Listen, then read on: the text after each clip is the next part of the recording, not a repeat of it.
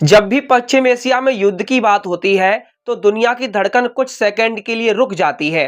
अगर अमेरिका और ईरान आमने सामने आ जाते हैं तो यह सिर्फ दो देशों की लड़ाई नहीं होगी, बल्कि इसका असर तेल से लेकर समुद्री रास्तों, कूटनीति से लेकर वैश्विक अर्थव्यवस्था और भारत की आंतरिक राजनीति तक हर जगह दिखाई देगा। सवाल यह नहीं है कि भारत किसके साथ खड़ा होगा, बल्कि सवाल यह है कि भारत इस युद्ध में खुद को कैसे बचाएगा, कैसे संतुलन बनाएगा और कैसे अपने राष्ट्रीय हितों को सबसे ऊपर रखेगा। भारत की विदेश नीति का डीएनए किसी एक ध्रुव के साथ खड़े होने का नहीं रहा है। गुटनिरपेक्ष आंदोलन से लेकर आज की मल्टी अलाइनमेंट रणनीति तक भारत ने हमेशा यही कोशिश की है कि वह किसी एक खेमे का सिपाही बनने के बजाय अपने लिए जगह बनाए। अमेरिका ईरान युद्ध की स्थिति में भी यही सोच भारत के हर फैसले के पीछे होगी। अमेरिका भारत का रणनीतिक साझेदार है, तकनीक, रक्षा, इंडो पैसिफिक और चीन के मुकाबले में एक अहम सहयोगी है। वहीं ईरान भारत के लिए सिर्फ एक देश नहीं है, बल्कि ऊर्जा सुरक्षा, अफगानिस्तान तक पहुंच और मध्य एशिया के दरवाजे का रास्ता है। अगर युद्ध शुरू होता है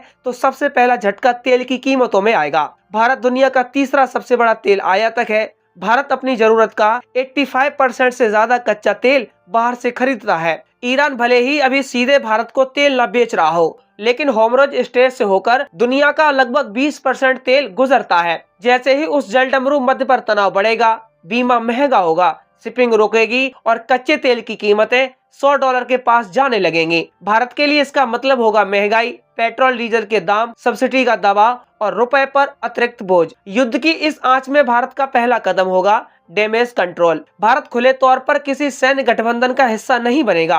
अमेरिका अगर चाहे भी कि भारत नैतिक समर्थन से आगे बढ़कर किसी तरह की सैन्य या लॉजिस्टिक भूमिका निभाए, तो भारत बेहद सावधानी से कदम रखेगा। भारत को अच्छी तरह पता है कि ईरान को पूरी तरह नाराज करना अपने पैरों पर कुल्हाड़ी मारने जैसा होगा। चाबहार पोर्ट, जो भारत ने अरबों डॉलर लगाकर विकसित किया है, वही पोर्ट जो पाकिस्तान को बाईपास कर भारत को अफगानिस्तान और मध्य एशिया से जोड़ता है। युद्ध की स्थिति में भारत कोशिश करेगा कि चाबहार को सैन्य संघर्ष से दूर रखा जाए और उसे एक मानवीय और व्यापारिक परियोजना के रूप में सुनिश्चित रखा जाए। दूसरी तरफ अमेरिका के साथ भारत के रिश्ते भी इतने साधारण नहीं है कि उन्हें नजरअंदाज किया जा सके। अमेरिका भारत का सबसे बड़ा रक्षा आपूर्तिकर्ता बन चुका है। जीई इंजन से लेकर ड्रोन, सैटेलाइट इंटेलिजेंस और नौसेना सहयोग तक भारत अमेरिका संबंध अब सिर्फ कूटनीति नहीं बल्कि रणनीति बन चुके हैं। ऐसे में भारत अमेरिका की खुली आलोचना भी नहीं करेगा। भारत का स्टैंड होगा संयम, संवाद और डी एस्केलेशन।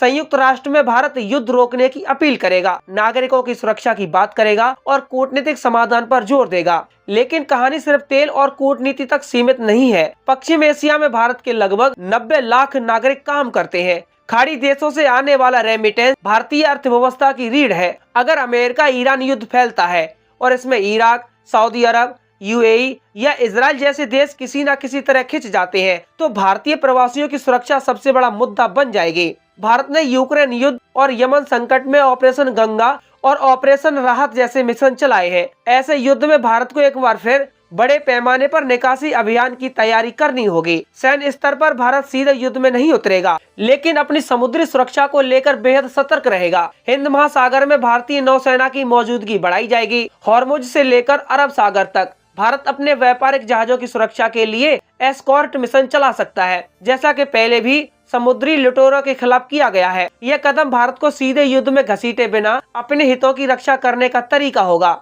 राजनीतिक स्तर पर भारत के लिए सबसे मुश्किल संतुलन घरेलू राजनीति में भी दिखेगा। भारत के मुस्लिम समुदाय की भावनाएं, इजराइल, ईरान, अमेरिका के समीकरण और वैश्विक इस्लामिक दुनिया की प्रतिक्रिया, इन सबको नजरअंदाज नहीं किया जा सकता। भारत कोशिश करेगा कि उसका रुख पूरी तरह राष्ट्रहित पर आधारित दिखे, न कि किसी धार्मिक या वैचारिक झुकाव से प्रेरित। दोस्तों, अब बात करते हैं चीन की। चीन इस पूरे खेल में एक और बड़ा फैक्टर है। चीन ईरान का बड़ा आर्थिक साझेदार है और पश्चिमी एशिया में अमेरिका के प्रभाव को चुनौती देता रहा है। अगर अमेरिका ईरान में उलझता है तो चीन को रणनीतिक फायदा मिल सकता है। भारत यह बिल्कुल नहीं चाहेगा कि ईरान पूरी तरह चीन की गोद में चला जाए। इसलिए भारत ईरान के साथ बैकडोर डिप्लोमेसी जारी रखेगा ताकि भविष्य में रिश्तों की गुंजाइश बनी रहे। रूस की भूमिका भी भारत के लिए अहम होगी। रूस पहले से ही पश्चिम के प्रतिबंधों का सामना कर रहा है और ईरान के साथ उसके रिश्ते मजबूत है। भारत रूस के जरिए भी संदेश पहुंचाने की कोशिश कर सकता है। यही भारत की पारंपरिक ताकत रही है, हर तरफ बात करने की क्षमता।